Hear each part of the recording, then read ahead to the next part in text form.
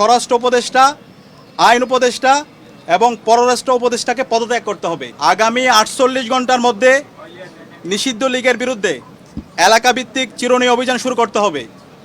নিষিদ্ধ ঘোষিত সংগঠনের বিভিন্ন স্তরের সকল সন্ত্রাসীদেরকে গ্রেপ্তার করতে হবে। আমাদের 1 নম্বর দাবি, আমাদের ভাই উসমান হাদির উপর গুলিবর্ষণের সঙ্গে জড়িত প্রত্যক্ষ হামলাকারী, পরিকল্পনাকারী ও সহায়তাকারী সকল সন্ত্রাসীদেরকে গ্রেপ্তার করতে হবে।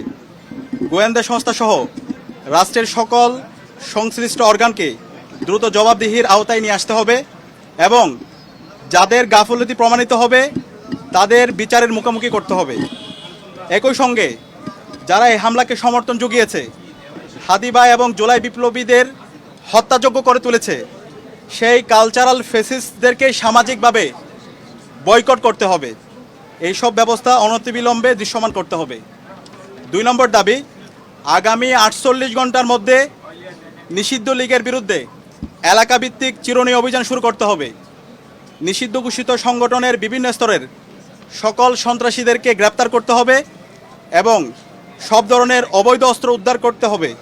এই বিষয়ে সরকারের অবহেলা আমরা সহ্য করব না।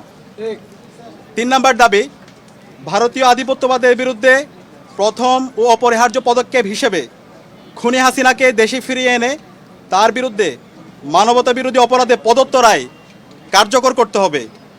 গণহত্যাকারী সন্ত্রাসীদের আশ্রয় দেওয়ার প্রতিবাদে ভারতের সঙ্গে কূটনৈতিক সম্পর্ক পুনর্বিবেচনা করতে হবে। অভিযুক্তদের ফেরত না দেওয়ার পূর্ব পর্যন্ত কূটনৈতিক সম্পর্ক স্বাভাবিক করা যাবে না। এই দাবি অনতিবিলম্বে না মানা হলে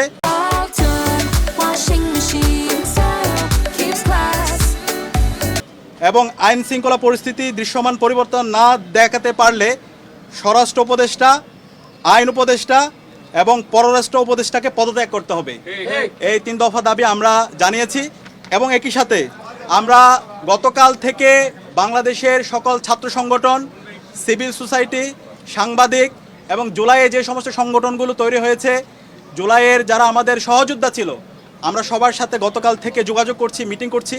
ছাত্রদল, ছাত্র শিবির, ইন্ডিপেন্ডেন্ট অ্যাক্টিভিস্ট এবং বামপন্থী সংগঠন, ইসলামিক সংগঠন এবং সব ধরনের নাগরিক, ছাত্র এবং নাগরিকদের সাথে আমরা যোগাযোগ করেছি।